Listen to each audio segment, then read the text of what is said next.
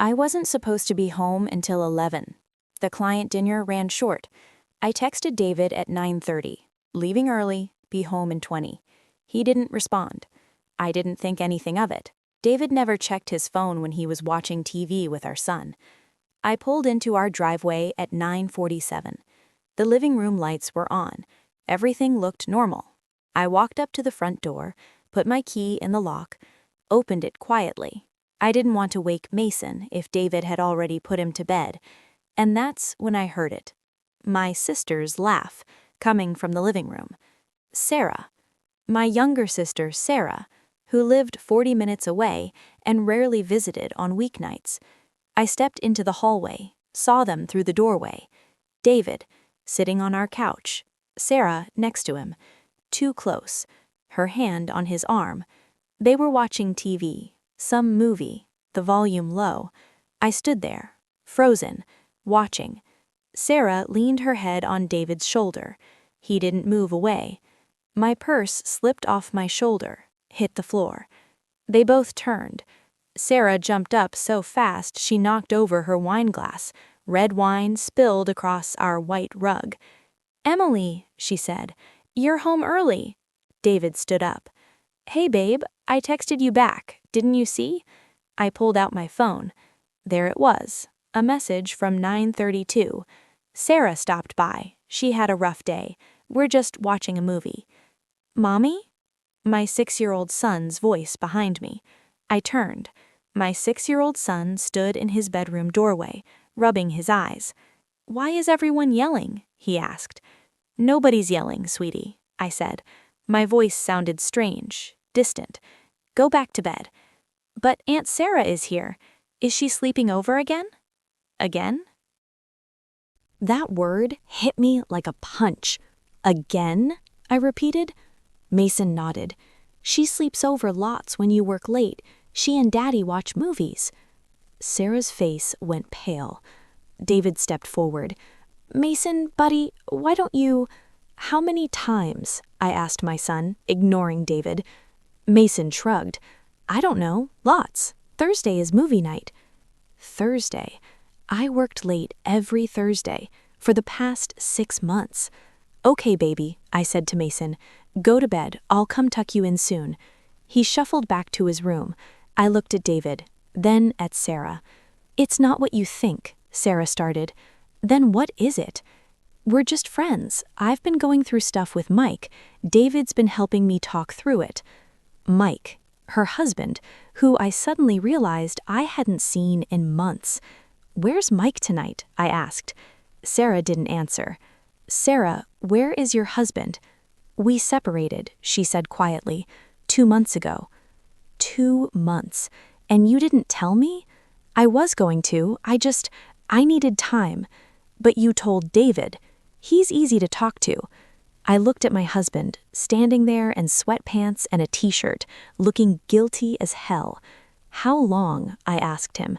"How long what? How long has she been coming over on Thursdays?"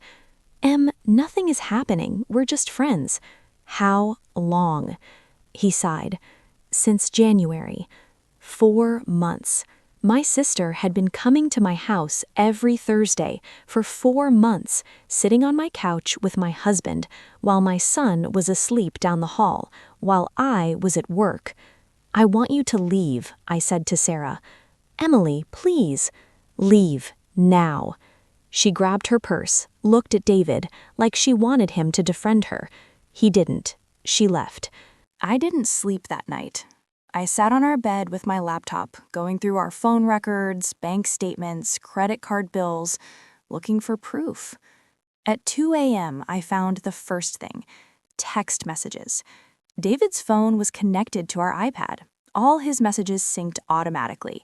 I'd never looked before, never had a reason to. But now I opened the messages between David and Sarah. Hundreds of them, going back 6 months, before she'd even separated from Mike. The early ones were innocent. "How was your day? Thinking of you. Hope you're okay." Then they got more intimate. "I can't stop thinking about last night. Being with you feels so right. I wish we didn't have to hide this." I felt sick. I kept scrolling, found messages from 2 weeks ago. Sarah, what if Emily finds out? David, she won't. She works every Thursday. It's our night. Our night. Sarah, I feel guilty. David, don't. What we have is real. Em and I, we've been distant for years. You know that. Distant. We'd been distant because I'd been working extra hours to pay for Mason's private school, to save for a down payment on a bigger house, to give our family a better life, while David was falling in love with my sister. I kept reading, found messages from 3 days ago. David, I think we need to tell her. Sarah, tell her what exactly? Listening to David sleep in the guest room. He'd moved there after I locked the bedroom door. Probably thought he was being respectful. At 7 a.m., I got up, made Mason breakfast, took him to school, came home. David was in the kitchen, making coffee. Can we talk? He asked. No. Em, please, we need to. I read your messages. All of them. His face went white. The iPad syncs, I said.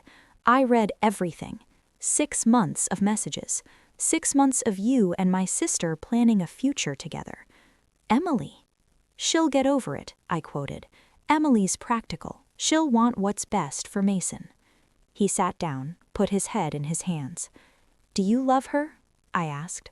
Silence. David, do you love my sister? I don't know. That's not a no. I'm confused. I didn't mean for this to happen. But it did happen. You chose to let it happen. Every Thursday for 4 months. Nothing physical happened. We just talked. You're in love with her. That's worse than sex. That's emotional betrayal. He didn't argue. I want you to leave, I said. This is my house too. Then I'll leave, with Mason, and you can explain to him why Mommy doesn't live here anymore. You can't take my son. Watch me. I went to our bedroom, started packing. David followed. Emily, wait. We can work through this. Therapy, whatever you want. I don't want therapy. I want a divorce. Don't say that. Think about Mason. I am thinking about Mason. I'm thinking about what kind of example we're setting, what kind of marriage we're modeling. Do you think he should grow up watching his father pine for his aunt, watching his mother pretend everything's fine? I zipped my suitcase. I'm taking Mason to my mother's house, 3 hours away, and I waited. David called me 6 hours later. I didn't answer. He called again. I let it go to voicemail. At 10 p.m., my phone buzzed. A text from Sarah. Emily, please, I'm so sorry. I never meant to hurt you. David and I, we're ending whatever this was. I swear. Please talk to me. I didn't respond. My mother knocked on the guest room door. Honey, are you okay? I wasn't okay. I'd spent the last 3 hours explaining to Mason why we were at Grandma's house, why Daddy wasn't with us, trying to make it sound normal. Mommy and Daddy need some time to think about things, I'd told him. Are you getting divorced? He'd asked. 6 years old, and he knew exactly what was happening. I don't know, baby. Is it because of Aunt Sarah? That stopped me cold. Why would you say that? I heard Daddy tell her he loved her last Thursday when you were at work. My heart broke into smaller pieces. You heard that? He nodded. I got up to get water. They were on the couch. Daddy said, I think I love you. And Aunt Sarah said, I love you too. I pulled him into a hug. It's not your fault, baby. None of this is your fault. Are you sad? Yeah, I'm really sad. Me too. Now, hours later, my mom sat on the edge of my bed. What are you going to do? She asked. I don't know. Do you want to save your marriage? Did I? Part of me wanted to go back to before, when I trusted David, when Sarah was just my sister, when Thursday nights were just Thursday nights. But that world didn't exist anymore. I don't know if I can forgive this, I said. That's okay. You don't have to know right now. My phone rang again. David. This time, I answered. What? I chose you, he said. I choose our family. I told Sarah we're done, completely done. I blocked her number. I'll do whatever it takes. Therapy, couples counseling, individual therapy, whatever you need. You told her you loved her. Silence. Mason heard you last Thursday. He got up for water, heard you tell my sister you love her. M. Our 6-year-old son heard his father confess love to his aunt while his mother was at work, trying to provide for this family. I'm so sorry. Sorry doesn't fix this. I know, but I want to try. Please, give me a chance to fix this. I thought about Mason, asking if we were getting divorced. I thought about what kind of life he'd have if we split up. Weekends with Dad, holidays divided, growing up in a broken home. But I also thought about what kind of life he'd have if we stayed together like this, with resentment, mistrust, me always wondering if David was thinking about Sarah. I need time, I said. Take all the time you need. And I need you to be honest, completely honest about everything. Okay. Did you sleep with her? No, I swear. We kissed once, 3 weeks ago, but nothing else. A kiss. The image made me nauseous. Where? In our living room, after Mason went to bed. It was a mistake. I stopped it, told her we couldn't. But you kept seeing her every Thursday. You can't be just friends with someone you're in love with. I'm not in love with her. I was confused, lonely. You've been working so much, and don't you dare blame this on me. I'm sorry. This is my fault, all of it. Yes, it is. I hung up. My mother looked at me. What are you thinking? She asked. I'm thinking I need to talk to Sarah. I drove to Sarah's apartment the next morning, left Mason with my mom. Sarah opened the door looking like she hadn't slept, eyes red, hair messy. Em, she said, thank God, come in. I stayed in the doorway. Why? I asked. What? Why him? Why my husband? She started crying. I don't know, it just happened. Nothing just happens. You made choices. You chose to text him, to come to my house, to sit on my couch with my husband while my son slept down the hall. Those were choices. I was in a bad place. Mike and I were falling apart. David was there. He listened. I would have listened. I'm your sister. You're always busy, always working. I didn't want to bother you. So you bothered my husband instead? She flinched. Did you love him? I asked. I thought I did. And now? I don't know. David ended things, blocked me, chose you.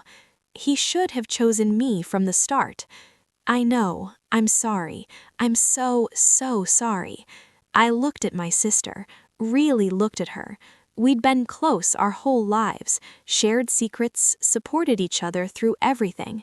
And she'd betrayed me in the worst way possible. I can't have you in my life right now, I said. Em, please. Maybe someday, maybe eventually I'll be able to forgive you, but not now. Right now, I can't even look at you. What about Mom? Family holidays? You'll have to figure that out. I'm not avoiding family because of your mistakes. You will. I turned to leave. Emily, wait. I stopped. I really am sorry. If I could take it back, I would. But you can't, and now we all have to live with what you did. I drove back to my mother's house. David was there. He'd driven up, was sitting in the kitchen with my mom, drinking coffee. What are you doing here? I asked. I couldn't wait. I needed to see you, to see Mason. Mason ran in from the backyard. Daddy! David scooped him up, held him tight, and I saw it, the love, the regret, the fear of losing his son. Whatever else David was, he was a good father. Can we talk? He asked me. Please? We went outside, sat on my mother's porch. I'm not coming home yet, I said. I understand. I don't know if I ever will. I know. But for Mason's sake, I'm willing to try therapy to see if we can fix this. Thank you. I'll find the best therapist. I'll do whatever. I have conditions. Anything. You never speak to Sarah again. Ever. Not at family holidays, not at birthdays, nothing. Done. You get individual therapy. Figure out why you did this. Already scheduled. And you move into the guest room, indefinitely. We're roommates, co-parents, nothing more, until I decide if I can trust you again. Okay. And David, yeah, if you ever do anything like this again, I won't just leave. I'll take Mason, and you'll never see either of us again. Do you understand? Yes. We sat in silence. I love you, he said quietly. I don't believe you. I do. I love you. I made a horrible mistake, but I love you. Then you're going to have to prove it every single day for however long it takes. I will, I promise. 6 months later, we're still in therapy. David's still in the guest room.